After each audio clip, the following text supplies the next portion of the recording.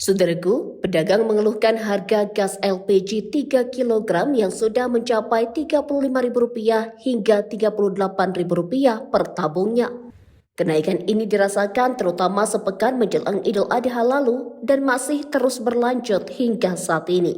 Salah seorang pedagang di kawasan Darussalam, Dina, menyampaikan kini terpaksa menjual Rp37.000 per tabung karena harga dari pangkalan mengalami kenaikan secara signifikan.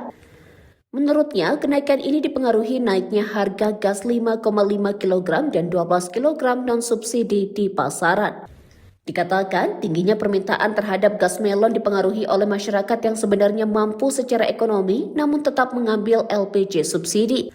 Bahkan, beberapa waktu lalu ada yang pakai Pajero, kirain mau beli gas 12 kg, ternyata ambil melon juga, ungkapnya. Terpisah, pedagang di kawasan Blang Bintang, Vidyawati, mengaku tidak berani menjual gas melon karena harganya yang sudah menyentuh Rp38.000 hingga Rp40.000 per tabung. Sementara gas jenis lainnya seperti 5,5 kg dijual di pangkalan sebesar Rp120.000 hingga Rp130.000 per tabung.